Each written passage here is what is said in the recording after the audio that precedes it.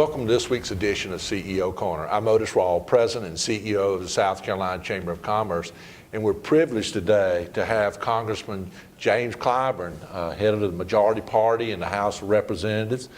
Congressman, thank you for being with us today. It's really an honor. Well, thank you so much for having me. Well, glad to have you here. I want to talk a little bit about some of the things that's going on in Washington, how it affects businesses, and we know we've had a change of administration, both at the executive level and the House of Representatives. Can you talk about some of the things that's happening that you think is important for businesses in South Carolina and businesses international, and what you're doing to kind of further those business activities? Well, I think the most important thing that's taking place right now is the fleshing out of the budget. Right. Just before we left for the Easter break, we did the budget resolution.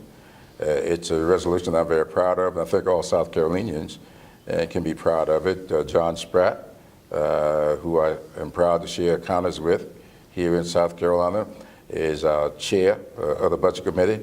He put together, I think, just a fantastic resolution.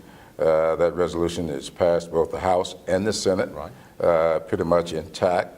And of course, it's a little bit historic because this is the first time in over 12 years that we've ever gotten more than 230 votes for a budget resolution, and we got 233 votes for this one. Now, the important thing about this is that we are going to be focusing on some very critical things that will be a part of the agenda as soon as we go back. We're going to be focusing on energy, finding alternative sources of energy. We are going to focus on fixing the healthcare system. In fact, this budget has a $634 billion placeholder in it, and the president is leaving it up to us in the Congress to flesh that out. I have been traveling the congressional district for the last week or so, talking to hospitals, talking to doctors and nurses, and talking to business leaders about what we can do to make the healthcare system something that will just not treat illnesses, but also focus on prevention. And so these things are going to be very, very important. The energy, the new sources of energy, I think is important to South Carolinians. I'm trying to tell people in the state, especially the business community, we have got to perk up a bit when it comes to energy. Right. Because nationally, the issues surrounding energy that are so important to South Carolina ain't being discussed. Or do you think nuclear from national level is a viable alternative? It is. It absolutely is. All we have to do is to step up and make the case. I have been unabashed in my support for nuclear energy. Right. That's about 54% of the energy that we produce in this state. We don't consume all of that. We export some of it, but it is a very critical part of the economy in South Carolina. And I do believe that there's much more support in the Congress for nuclear being a significant part of the sources going forward.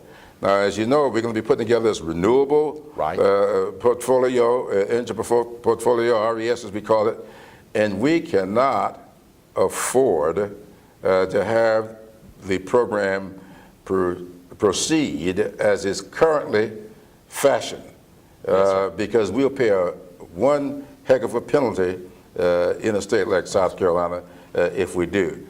I'm there fighting the battle, but I need some help from the business community here to get this done. We'll give you help, without a doubt. I think that next thing that's kind of important to a lot of South Carolinians. I'm sure you've kept up with debate around the stimulus package in South Carolina, and you were instrumental in putting that together. Yeah. Tell me a little bit about what your thoughts are on the stimulus package, how it was delivered, and what should South Carolina's response be to that stimulus package? Well, I think that we in South Carolina know full well that in all too many areas where we should be first, second, or third, the good things, we're 47th, 48th, 49th, sometimes 50. In those bad things, we're first, second, or third. We have got to focus on exactly what our critical needs are.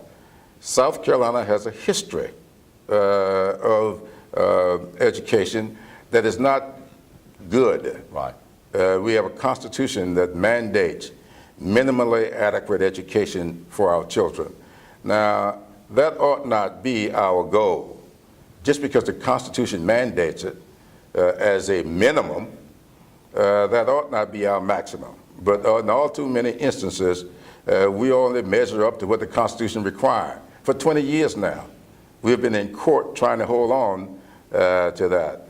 This stimulus package is all about breaking through some of that. And that's one of the reasons I was so forceful in getting the members to look at alternatives that will allow us to work around some people like the governor of South Carolina, who seem to be philosophically opposed to spending money to undergird public education. Right. Public education is very important to any society, and the strength of that society, in my opinion, relies on our ability to deliver a good public school system. The states that do, or the states that rank near the top. Right. And the states that don't, or the states that rank near the bottom. And so the big part of this whole stimulus package had to do with that.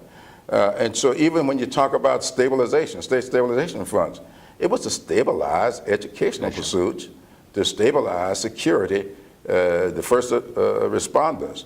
So the monies that we are arguing over now, the $700 million in South Carolina, all that money is going to education and to security.